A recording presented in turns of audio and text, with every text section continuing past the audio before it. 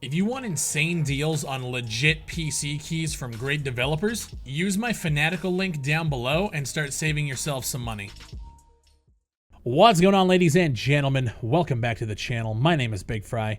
Shout out to the subscribers. Thank you guys for clicking on this video. I was given a key for World War Z from Focus Interactive, the publishers. The game was actually developed by Saber Interactive. If you guys don't know what World War Z is, it's a horde zombie shooter. I wouldn't even say it's a survival game in a sense. I guess you have to survive against waves of zombies in this Left 4 Dead third-person style shooter from Saber Interactive. And I have to say, I jumped in with very limited knowledge. I had seen the game covered from a few YouTuber friends that I watched. Shout out to Abel Green. And going in, I was pretty much blind. I didn't see really any promotion or any hype for this game outside of the movie that I saw, however many years ago. And I gotta say, I'm pleasantly surprised with how good World War Z is. You guys are seeing it on screen here. This is just clips from the gameplay session I just did. I did it offline with AI co-op partners because I wanted to see how well the AI performed. But if you have 3 other friends, you guys can go in and play the entire campaign through in co-op, and there also is an online mode, which we're going to get into in a little bit. World War Z, the premise is basically, there's zombies infiltrating the world, and these zombies are more in the style of, obviously, the World War Z movie or Left 4 Dead, and the fact that they're super fast, but on top of the speed, they can actually, stack on one another and form zombie pyramids and climb structures and get at you from pretty much 360 degrees. And I have to say, it's pretty exciting in some of these battles where you're seeing hundreds upon hundreds of zombies on the screen flowing towards you at rapid pace. Gas bag's gone, but the stink lingers on. Oh my fuck. Oh fuck. Thankfully, I have to say right off the bat, the AI in this game is top notch. They are laser beam accurate, and I'm proud to say that they don't hinder you like a lot of other cooperative games with terrible AI. You can shoot them, and you, as far as I know, can kill them, but they tend to deal with themselves. They heal themselves. They hold their own against this huge horde. Sometimes a little too much. In some cases, when I was playing, it felt like it was a little too easy, but there were some areas in the game that was, it was pretty overwhelming. The game is broken out into 4 episodes, which then breaks out into 3 chapters. Chapters essentially being like one mission within one area. So you start off basically trying to get to a subway, then you're on the subway and you have to get it through this tunnel and go and do all of that. Where the uniqueness comes is in the classes. So you have Gunslinger, Hellraiser, Medic, Fixer, Slasher, and Exterminator. I, of course, choose Gunslinger. It's your basic all-around rifles and guns and shooting, oh my, and that's where I reign in all of these games. But, there's a play style for everybody in this game. So the more you play a certain class, the more you obviously level it, and then you can use those level points to basically work your way through a skill tree that unlocks a whole bunch of abilities for you to use in the game. And there's a lot. Just looking at this one screen here, the Gunslinger tree, as far as I can count here, there's 31 abilities to choose from with just the Gunslinger, which is pretty crazy. Going into the weapon customization, basically the more you use a weapon type, assault rifle, shotgun, SMG, pistol, the more you level up that weapon type and the more you can unlock higher tiered weapons to start off your missions with. There's a lot of weapons in the game as well. I think I counted 6 per tier, so you'd be looking at 18 different types of weapons. And then on top of that, this is just the weapons you go in with. You find these heavy weapons throughout the game where you can pick up the chainsaw, or there's a sniper rifle that shoots grenade bullets, so you can just destroy mountains of zombies. And then my favorite is the shotgun, but it's an automatic assault shotgun, and it has a drum mag on it. You pick it up and you have 40 or 50 rounds of just pure murder. And it's incredibly satisfying when you hit something and you see the hit markers and then you watch it explode.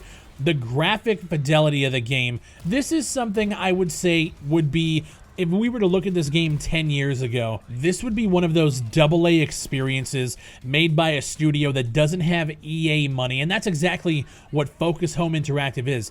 They publish games like they published Insurgency Sandstorm, for example. So Focus Home plays around in the AA space. And this game is one of those things like you would never see this much content in a AAA experience. And especially, this game did launch on the Epic Games Store. Granted, I know a lot of people hate the Epic Games Store, but when you look at the price of the game at $34.99, and then you look at how much content is actually here, 12 missions, 6 classes to choose from, fully cooperative campaign, 18, as far as I can tell, different weapons to choose from.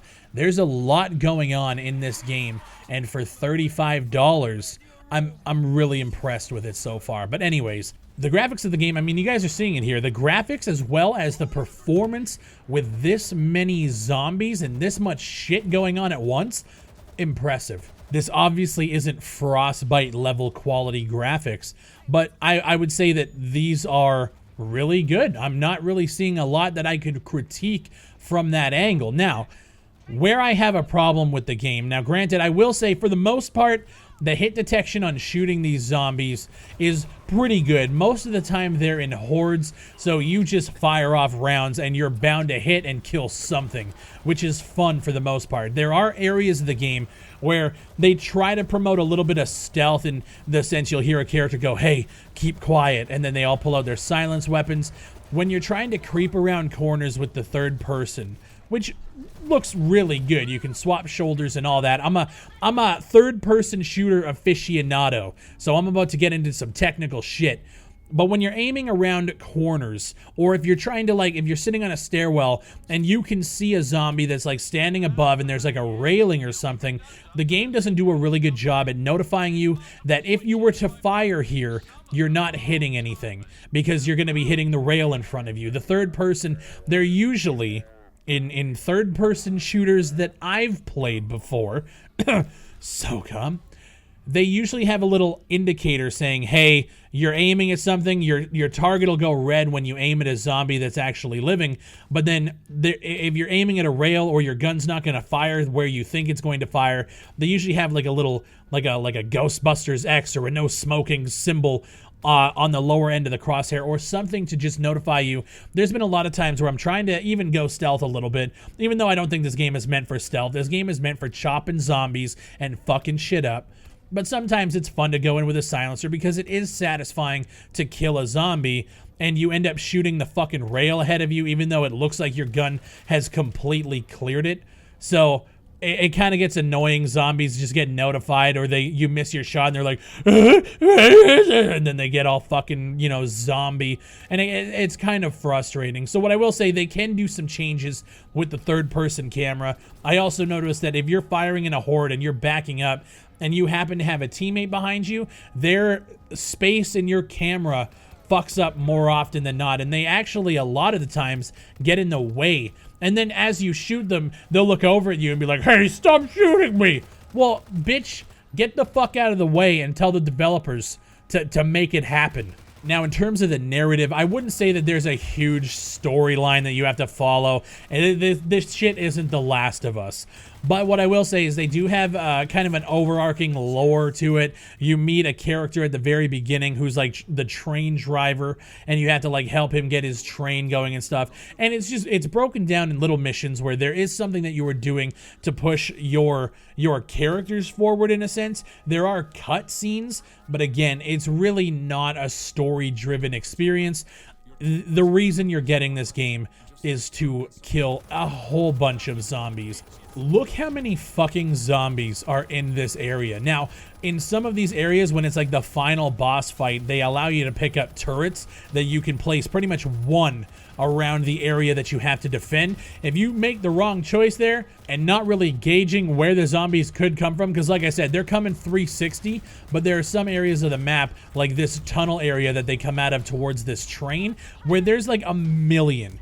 And because I placed the turret in the wrong area, it was pretty much useless. But to me, I guess that could be a detriment as well as something pretty cool. You made the wrong choice, and now you have to deal with it. There's nothing more satisfying than looking down at a whole bunch of zombies attacking a train and just taking your mouse and holding down the trigger while aiming down and just chopping up hundreds of zombies. The game is actually really fun.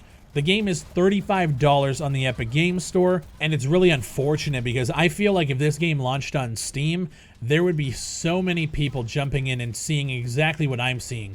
Just a fun, fucking casual zombie shoot 'em up that has solid mechanics. The animations for moving around, they're a little bit chunky when you're moving left and right really quick, but for the most part, there's really nothing I can say bad about how this game looks or how this game feels. Like I said, third-person camera, there are some issues. And in terms of what Saber Interactive is going to be doing post-launch for this, if there's even going to be any support in terms of like new missions, DLCs, whatever the case is, I don't know. But I would hope that they would at least add like a DLC pack where you just get more missions. Because, again, it's really fun to play the game with a co-op group. I think this could actually be like the new Left 4 Dead. And speaking of Left 4 Dead, there's a few games on the horizon, including Back 4 Blood, which is being made by Turtle Rock, the original guys who worked on Left 4 Dead.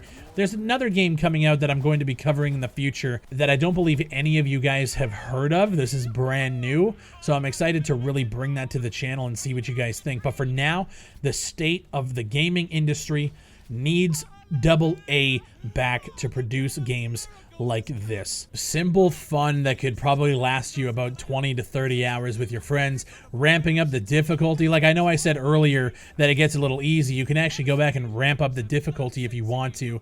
I think that there's a place for games like this. I think there's a place for games and studios like this as well. So I just want to give a shout out to Focus Home, Saber Interactive. You guys actually made a pretty good product.